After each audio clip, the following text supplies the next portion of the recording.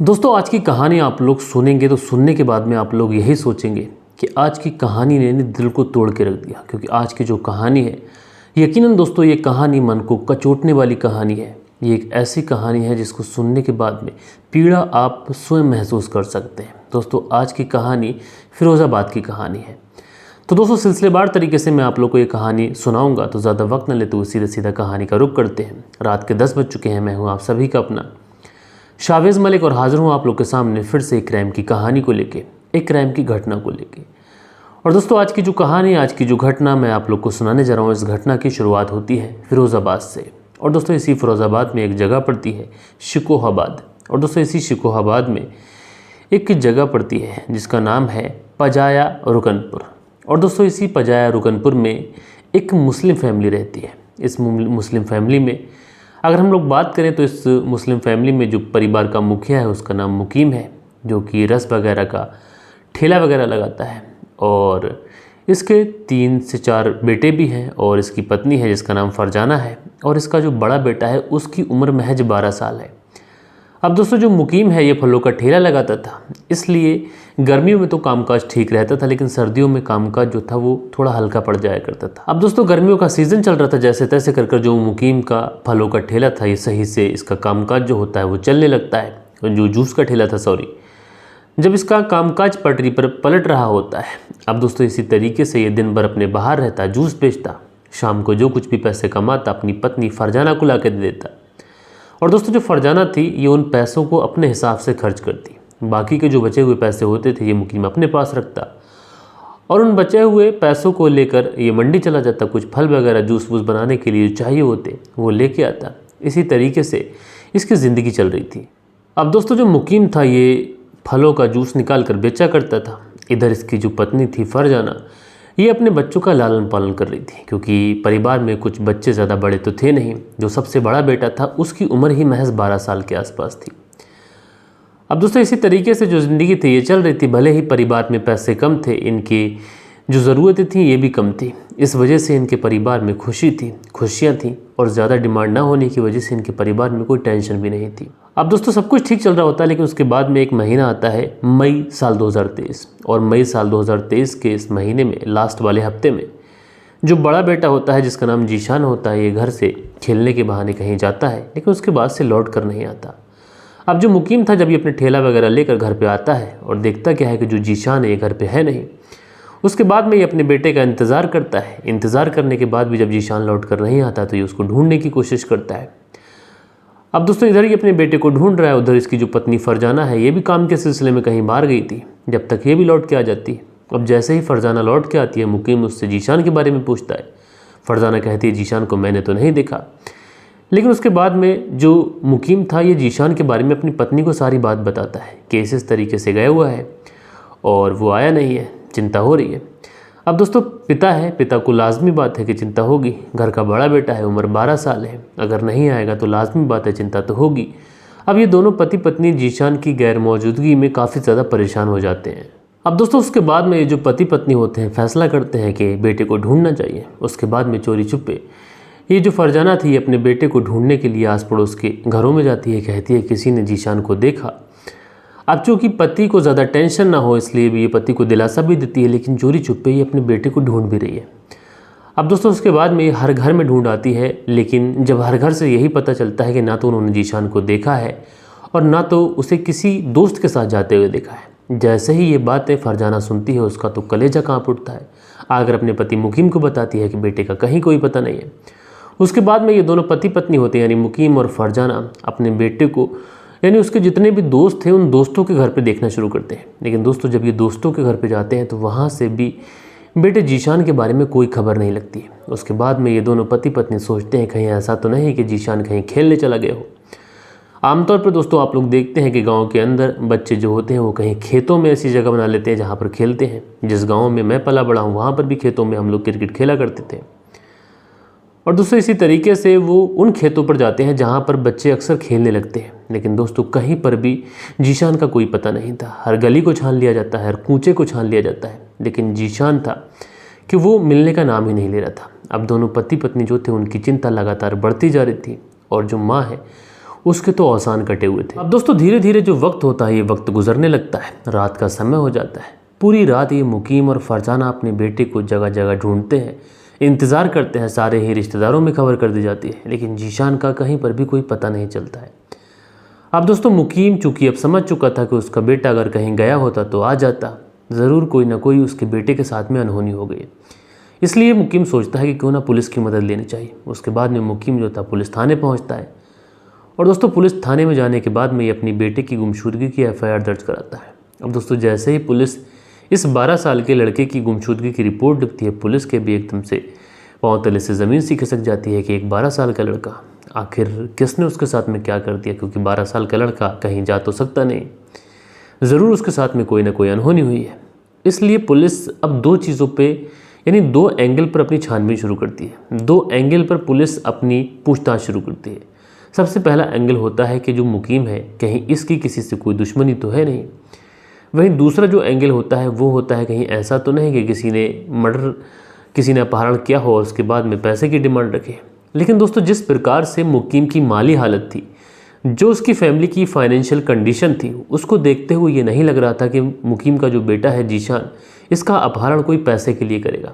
जो आदमी खुद फलों का ठेला लगाता हो, जूस निकाल कर बेचता हो, वो भला किसी को पैसे क्या देगा। यानी ये वाला जो एंगल था ये तो पुलिस की समझ में आता नहीं है।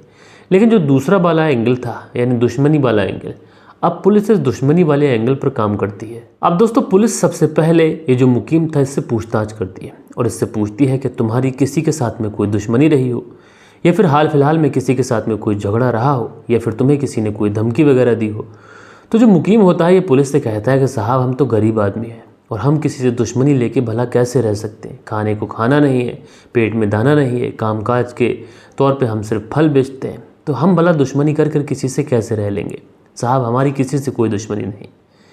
अब दोस्तों जैसे ही पुलिस ये बात सुनती है कि मुकीम इस तरीके से बातें कह रहा है, बहुत गरीब आदमी है, पैसा वाला है नहीं, यानी अपहरण भी नहीं होगा जो कोई पैसे की डिमांड करे, और किसी से कोई दुश्मनी भी नहीं है, तो पुलिस को भी मुकीम के प्रति काफ़ी ज़्यादा सिंपैथी होती है। लेकिन दोस्तों ये जो बच्चा था जीशान, ये मिलने का नाम नहीं ले रहा था। धीरे धीरे वक्त गुजरता जा रहा था और 2 दिन का वक्त गुजर जाता है। अब दोस्तों पुलिस जो होती है वो सबसे पहले मुकीम का जहाँ पर घर था उस इलाके में आती है जहाँ पर मुकीम और मुकीम की पत्नी ऑलरेडी पूछताछ कर चुके थे, वहाँ पर आती है और वहाँ पर आस पड़ोस के जितने भी लोग होते हैं उन सारे ही लोगों से पूछताछ करती है। लेकिन दोस्तों जो भी सारे लोग होते हैं उनमें से हर कोई यही कहता है कि जीशान को उन्होंने ना तो किसी के साथ आते देखा, ना जाते देखा, ना तो जीशान को अकेला किसी बच्चे के साथ जाते देखा। अब जैसे ही ये सारे लोग मोहल्ले पड़ोस के जब ये बताते हैं पुलिस को, तो पुलिस को अब बड़ा असमंजस में कहानी पहुंच गई थी। ना तो कोई दुश्मनी का एंगल था, ना अपहरण का एंगल था। मोहल्ले वाले कोई सबूत ऐसा बता नहीं रहे जिससे छानबीन की जा सके।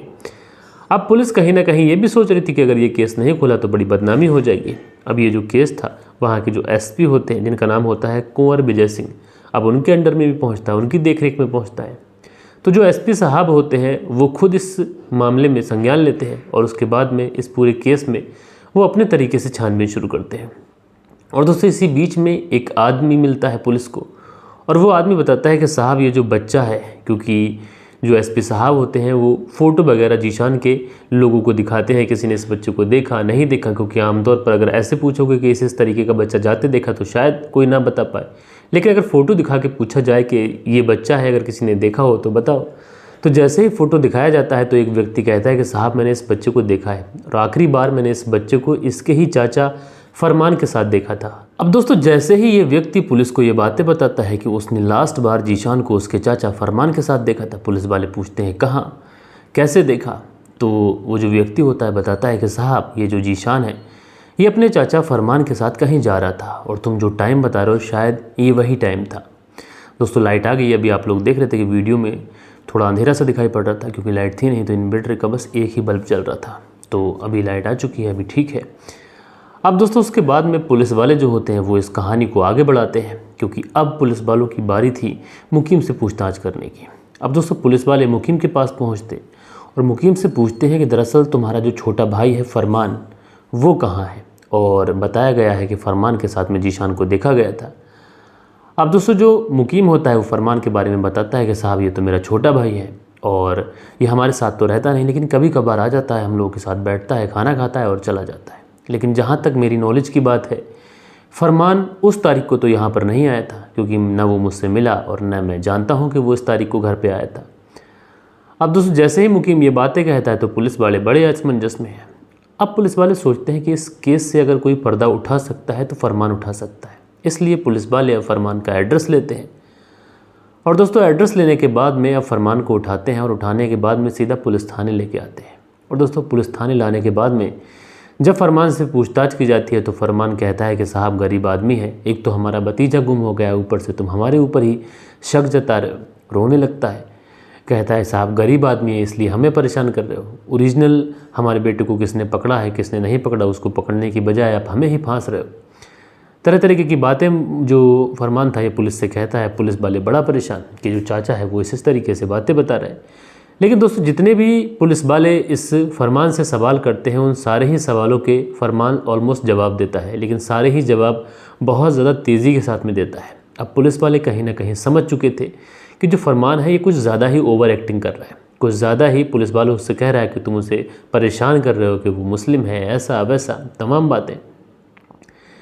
अब दोस्तों पुलिस वालों को लग जाता है कि जो फरमान है ये विक्टिम कार्ड खेल रहा है, इसलिए पुलिस वाले अब इससे फ्रंट सीट पर बिठाते हैं। और फ्रंट सीट पर बिठाने के बाद में इससे कहते हैं देखो जो भी सच है तुम बता दो, क्योंकि हम अगर अपने पुलिस वालों के अंदाज में पूछेंगे तो फिर तो मुर्दे भी बोलने लगते हैं और तुम तो अभी ज़िंदा हो, तो बेहतर यही होगा तुम्हारे लिए कि तुम सब सच बता दो। अब दोस्तों उसके बाद में जो फरमान होता है कहीं ना कहीं इसका जो आत्मविश्वास होता है, इसका जो एक तरीके से जो साहस ये लेके बैठा था वो टूटता है। और टूटने के बाद में धीरे धीरे जब ये मुंह खोलता है तो उसके बाद में एक ऐसी कहानी सुनाता है जिसकी वजह से न जाने कितने रिश्ते न जाने कितने नाते तार तार हो गए। दरअसल उसके बाद में ये जो फरमान है पुलिस से कहता है कि अपने 12 साल के भतीजे जीशान को उसने ही कत्ल किया है। अब जैसे ही ये बात वो पुलिस के सामने कहता है पुलिस को तो धक्का लग जाता है कि एक सगा चाचा आखिर अपने 12 साल के भतीजे का कत्ल क्यों करेगा। उसके बाद में पुलिस उससे कत्ल करने का मोटिव पूछती है कि क्यों कत्ल किया भाई। तो उसके बाद में जो फरमान था ये एक और कहानी सुनाता है। फरमान बताता है कि दरअसल जो उसकी भाभी है फरजाना और मैं फरमान, ये दोनों एक दूसरे से मोहब्बत किया करते थे। दरअसल जो मुकीम था ये फल बेचता था, उसका जूस बेचता था, तो ये अपना ठेला लेकर घर से बाहर जाता था और उसी समय घर पर इसकी पत्नी फरजाना रहा करती थी। 3-4 बच्चे थे, छोटे छोटे थे और फरजाना की इतनी उम्र भी नहीं थी। उसी बीच में घर पे जो फरमान था ये भी आने लगा था। अब दोस्तों जब ये देवर भाभी एक दूसरे के साथ में बैठते, एक दूसरे के साथ में टाइम स्पेंड करते तो हंसी मजाक भी चलती। कभी कभी डबल मीनिंग बात जो थी वो देवर भाभी से किया करता है, भाभी इस पर मुस्कुरा के जवाब देती। इसी तरीके से जो चीज़ें थी ये आगे बढ़ती है, दोनों एक दूसरे का टाइम पास करते रहते हैं और जो मुकीम था उसको कानो कान खबर रही थी। अब दोस्तों जैसे ही इन दोनों के बीच में जो हंसी मजाक थी डबल मीनिंग के साथ में जब ये आगे बढ़ती है तो कहीं ना कहीं फरमान भी समझ जाता है कि जो भाभी है उनकी तरफ से ग्रीन सिग्नल है, इसलिए इन दोनों के बीच में मोहब्बत होती है और मोहब्बत का इकरार होता है, प्यार होता है। अब दोस्तों जो प्यार हुआ था उसका कोई भविष्य तो था नहीं। अगर बहुत कुछ हो जाता है इन दोनों के बीच में तो सिर्फ फिजिकल होना, और उसके बाद में यही ये दोनों करते हैं। उसके बाद में ये दोनों एक दूसरे के साथ में शारीरिक संबंध बनाते हैं। अब आए दिन संबंध बनाने लगे थे। जो मुकीम था ये फलों का ठेला लेकर बाहर चला जाता था और उसी समय जो फरमान था ये घर पे आ जाता। अब फरमान और फरजाना एक दूसरे के साथ में शारीरिक संबंध बना लेते, एक दूसरे की बाहों में हमेशा लिपटे रहते। और कभी कभार अगर मुकीम घर पे आ जाता तो अपने भाई को बैठा हुआ देखता तो उसको ज़्यादा डाउट भी नहीं होता। भले ही सगा भाई बाहर रहता हो, अगर वो आएगा घर पे तो कौन भाई अपने भाई पे डाउट करेगा। लेकिन दोस्तों एक दिन जो फरमान था अपनी ही भाभी फरजाना के साथ में आपत्तिजनक हालत में शारीरिक संबंध बना रहा होता है और उसी समय इस घर के अंदर एंट्री होती है 12 साल के बेटे जीशान की। अब दोस्तों जीशान जैसे ही स्कूल से आने के बाद में गेट के अंदर पहुंचता है तो देखता क्या है, उसकी जो माँ है उसके ही सगे चाचा फरमान के साथ में आपत्तिजनक हालत में है। अब जीशान जो कि 12 साल का था, इसको दुनिया की समझ थी, इतना तो समझदार था कि इस रिश्ते का आखिर मतलब क्या है। उसके बाद में ये कुछ बोलता नहीं और बाहर जाकर एकांत में बैठ जाता है। इधर जो माँ फरजाना थी और जो चाचा फरजान था ये दोनों भी अपने अपने कपड़े पहनते हैं और कपड़े पहनने के बाद में बाहर जाते हैं और जीशान से बात करने की कोशिश करते हैं। लेकिन दोस्तों जो जीशान था ये अच्छे से समझ चुका था कि जो माँ है और जो चाचा है ये एक दूसरे के साथ में क्या कर रहे हैं। उसके बाद में जीशान अपने मुंह से सिर्फ एक ही शब्द बोलता है और कहता है कि आज से तुम दोनों मेरे लिए मर चुके हो, और उसके बाद में वहाँ से चला जाता है। अब दोस्तों जो फरजाना थी और जो फरमान था इनके मन में एक डर था कि कहीं ऐसा ना हो कि जीशान अपना मुंह खोल दे, और अगर उसने मुकीम को इस बारे में बता दिया तो हो सकता है कि मुकीम फरजाना के साथ में काफ़ी ज़्यादा मार पिटाई करे या फिर उसे छोड़ दे। उसका घर बिगड़ जाएगा। घर बिगड़ेगा तो सही, लेकिन समाज में जो बदनामी होगी उसकी वजह से वो कहीं मुंह दिखाने के लायक नहीं रहेगी। अब दोस्तों, इन दोनों को यही डर था कि अगर जीशान ने धोखे से भी मुंह खोल दिया तो आखिर होगा क्या। कहते नहीं हैं कि चोर की दाढ़ी में तिनका। लेकिन दोस्तों, एक दिन गुजर जाता है, 2 दिन गुजर जाते हैं, जीशान इस बारे में किसी से कुछ भी नहीं कहता है, बस खामोश रहता है। लेकिन दोस्तों, जो फरमान था और जो फरजाना थी, इन दोनों को ये डर था कि अगर जीशान ने मुंह खोल दिया तो बहुत बुरा हो जाएगा। आज नहीं तो कल जीशान मुंह ज़रूर खोलेगा। इसके बाद में ये एक फ़ैसला लेते हैं कि क्यों ना जीशान को ही इस दुनिया से हमेशा हमेशा के लिए विदा कर देना चाहिए, क्योंकि अगर ज़िंदगी में ये आगे जिएगा तो कभी तो मुँह खोलेगा। इसलिए बेहतर यही होगा कि इसको इस दुनिया से हमेशा हमेशा के लिए विदा कर दिया जाए। उसके बाद में ये लोग प्लानिंग करते हैं, और जब मर्डर की प्लानिंग की जाती है तो प्लानिंग भी इतनी पुख्ता होनी चाहिए। कहते हैं ना कि कातिल ये सोचता है कि वो क्राइम भी कर दे और उसका क्राइम भी खुले ना, यानी सांप भी मर जाए और लाठी भी ना टूटे। लेकिन दोस्तों, कहते हैं ना कि क्राइम करने वाला कितनी ही ज़्यादा चालाकी से क्राइम करे और उसका जो भेद होता है ये दुनिया के सामने खुलता ज़रूर है। और इसी तरीके से ये एक दिन चुनते हैं क्राइम करने के लिए, और इस दिन जो मुकीम था ये अपना ठेला लेकर बाहर चला जाता है, और उसके बाद में जो फरमान था ये अपनी भाभी फरजाना के घर पे आता है। उस समय जीशान घर पे ही होता है, और जो फरमान था ये अपने भतीजे से बात करने की कोशिश करता है। उससे कहता है कि उससे गलती हो गई, इंसान तो गलतियों का बना हुआ है और वो गलती की दोबारा से कभी दोहराएगा नहीं। अपने भतीजे से कहता है कि तुम उसे माफ़ कर दो और आइंदा से ऐसी कभी चीज़ें होंगी नहीं। अब दोस्तों, परिवार का मामला, चाचा रिश्ते में, तो वो जो भतीजा था उसको भी भरोसा हो जाता है चाचा के ऊपर। उसके बाद में वो अपने चाचा के साथ चलने के लिए तैयार हो जाता है। उसके बाद में जो चाचा फरमान था अपने भतीजे जीशान को लेकर, यहीं पर पास में ही एक नहर पड़ती है, छीछा नहर, जो कि इसी जगह पे है, थोड़ी सी दूर है बस्ती से। उसके बाद में ये उस छीछा नहर पर अपने भतीजे को लेके पहुंचता है, और वहां पहुंचने के बाद में अपने भतीजे के ऊपर हाथापाई करने लगता है। एक तरफ एक 12 साल का लड़का, एक तरफ एक 30-32 साल का नौजवान आदमी। बच्चा जो था वो क्या ही कर पाएगा। उसके बाद में जो जीशान होता है अपने चाचा के सामने हार जाता है, और जो चाचा फरमान होता है वो अपने भतीजे जीशान का वहीं पर गला दबाकर उसकी हत्या कर देता है, और शव को उसी नहर के अंदर फेंक के वहाँ से 9-2-11 हो जाता है, अपने घर पहुँच जाता है। अब दोस्तों, उसके बाद में जो पुलिस थी, जैसे ही ये सुनती है कि इसने शव को छीछा नहर के अंदर फेंका है, उसके बाद में ये पुलिस की एक टीम छीछा नहर के अंदर भेजी जाती है कि तलाश कीजिए। गोताखोरों की मदद ली जाती है, क्योंकि डेड बॉडी को बरामद करना चाहिए। भले ही कातिल ने अपना इकबाल जुर्म कबूल किया हो, लेकिन जब तक शव मिलेगा नहीं, जब तक जुर्म साबित नहीं होगा, इसलिए शव को ढूंढा जाता है। दोस्तों, उस पूरी छीछा नहर को छान लिया जाता है, उसकी हर जगहों को, हर झाड़ियों को, हर जगह बहुत ही मुस्तैदी के साथ में जो गोताखोर होते हैं, बाकी की जो टीमें होती हैं, सब छान लेते हैं, लेकिन पुलिस के हाथ में वो जो डेड बॉडी थी वो लगती ही नहीं है। अब पुलिस सोचती है कि क्या फ़ायदा, भले ही कातिल ने अपना इकबाल जुर्म कबूल कर लिया, लेकिन उसके बाद भी जो कातिल है ये बच जाएगा। अब दोस्तों, 1 दिन गुजर जाता है, 2 दिन गुजर जाते हैं, 3 दिन गुजर जाते हैं, लेकिन पुलिस के पास में ना तो अभी कोई सबूत था, सिर्फ इकबाल जुर्म था। अब दोस्तों, उसके बाद में जैसे ही 2 से 3 दिन का समय गुजर जाता है तो इटावा के पास में एक नहर पड़ती है, बुकेबर नहर। और दोस्तों, इसी बुकेबर नहर के अंदर एक लड़के का शव मिलता है, जिसकी उम्र 12 साल के आसपास होती है। अब सारे लोग उस शव को पहचानने की कोशिश करते हैं, लेकिन वहाँ पर शव कोई पहचान नहीं पाता है। उसके बाद में उस शव का जो फ़ोटो होता है, इसका सर्कुलर निकाला जाता है, उसका फ़ोटो, और सारी जो कहानी थी वो लिखी जाती है और जगह जगह पुलिस थानों में जगह जगह भेजी जाती है। और ऐसा ही एक सर्कुलर आता है, जो एसपी होते हैं कुंवर रणविजय सिंह, उनके पास में भी एक सर्कुलर आता है। जब वो उस तस्वीर को देखते हैं, तुरंत मुकीम को दिखाते हैं। उसके बाद में जैसे ही मुकीम को उस शव की शनाख्त कराई जाती है, मुकीम तुरंत उस शव की शनाख्त कर लेता है, कहता है कि उसका ही बेटा है, और उसे अपने सीने से लगाकर चीखें मार मार कर रोने लग जाता है। बहरहाल दोस्तों, पुलिस ने उस शव को पोस्टमार्टम के लिए भेजा। इधर जो चाचा फरमान था और जो माँ फरजाना थी, इन दोनों को गिरफ्तार कर गंभीर धाराओं में इन दोनों को जेल भेजा गया। अब मामला कोर्ट में जाएगा। लेकिन दोस्तों, इस फरजाना की चालाकी को आप लोग ज़रा समझिए। जिस समय इसने अपने देवर के साथ मिलकर अपने बेटे की हत्या की साजिश रची, उस समय अपने देवर को बुलाया और उसके साथ भेज दिया और ख़ुद घर से निकल गई, ताकि मुकीम घर पहले पहुँचे और वो बाद में, और बच्चों की गैर मौजूदगी में मुकीम उससे सवाल ना कर बल्कि वो मुकीम से सवाल करे। इतनी ज़्यादा चालाकी इसने दिखाई। लेकिन दोस्तों जितनी ही चालाकी इसने दिखाई उतनी ही चालाकी के साथ में पुलिस ने इस पूरे केस का खुलासा कर दिया। आप लोग इस पूरी घटना के बारे में क्या कहना चाहते हैं कमेंट्स करके ज़रूर से ज़रूर बताइएगा।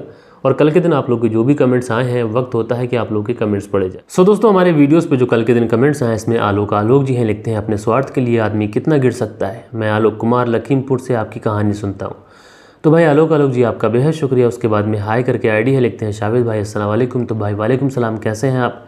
उसके बाद में हिराना नगर हमारी बहन लिखती हैं इंसान दिन ब दिन जानवर बनते जा रहे हैं और अवैध संबंध कभी भी किसी का भला नहीं करता। ब्लेस यू भाई। तो बहन आपका बहुत बहुत शुक्रिया। यूज़र हैं, लिखते हैं अस्सलाम वालेकुम शावेद भाई बिजनौर की कहानी भी सुनाओ कोई। तो भाई अपना नाम भी ज़रूर लिखिएगा और बिजनौर की जैसे ही कोई कहानी होगी मैं आपको ज़रूर से ज़रूर सुनाऊंगा। दिल बहादुर सिंह हैं, लिखते हैं nice story, thank you mister Malik from London. तो दिल बहादुर सिंह जी हमारी लंदन से कहानी सुनते हैं, भाई आपका बहुत बहुत शुक्रिया। विनोद उपाध्याय जी हैं, लिखते हैं शावेद भाई नमस्कार। सही बात है किसी की चैनल पर बहुत ही भयानक कहानियाँ सुनाई जाती हैं और उनके व्यूज़ भी देखो तो भारी मात्रा में मिलते हैं, लेकिन सच्चाई की भी जीत होती है। एक दिन आप जेन्युइन और अच्छी कहानी लाते हैं आपके व्यूज़ भी बढ़ेंगे। तो भाई आपका बहुत बहुत शुक्रिया। और आगे लिखते हैं आपका चैनल पर व्यूज़ अच्छे आने लगेंगे। Good job Malik ji. अच्छाई सामने आने में थोड़ी देर लगती है। तो भाई विनोद उपाध्याय जी आपका बहुत बहुत शुक्रिया। उसके बाद में अगला जो कमेंट्स है ये है नारायण कुमार का, और नारायण कुमार लिखते हैं हाय डियर नेम्सकर। तो भाई आपका बहुत बहुत शुक्रिया। अनुज गोदारा जी हैं, लिखते हैं नमस्कार सर जी, कहानी सारी गलती पूनम की भाभी की है। तो अनुज जी आपका बहुत बहुत शुक्रिया। सुनील त्यागी जी हैं, लिखते हैं इंसान की गिनती कितनी गिर गई है कि भाई साहब रेणु सुनील त्यागी शाना बुलंदशहर से। तो आप दोनों पति पत्नी का बेहद शुक्रिया। सो दोस्तों ये कुछ प्यारे प्यारे कमेंट्स थे जो कल के दिन आप लोगों ने किए थे। आशा करता हूँ कि आपके जो कमेंट्स हैं ये लगातार ऐसे ही आते रहेंगे। और दोस्तों जी क्राइम की जितनी भी कहानियाँ आप लोग को सुनाई जाती हैं ये कहानियाँ आप लोग को इसलिए सुनाई जाती हैं ताकि आप लोग सतर्क रह सकें, क्योंकि क्राइम किसी भी रूप में किसी की भी चौखट पे आ सकता है। और इंसान अगर क्राइम से सतर्क रहेगा तो आप लोग को पता चलेगा कि आजकल जितने भी क्राइम होते हैं उन सारे क्राइम के पीछे जो वजह है वो अवैध संबंध है। और अवैध संबंध जो होते हैं ये इंसान के परिवार को धीरे धीरे खोखला करते हैं और इंसान समझता है कि सब कुछ ठीक है। लेकिन दोस्तों अवैध संबंध इंसान के परिवार को जब तक कोई ठेस ना पहुंचा दे, कोई नुकसान ना पहुंचा दे, ये रुकने का नाम नहीं लेते। तो दोस्तों मिलते हैं कल के दिन किसी और क्राइम स्टोरी के साथ में। जब तक के लिए अपना ख्याल रखें, देश का ख्याल रखें, परिवार के रिश्तों की अहमियत को समझें। जय हिंद, जय भारत।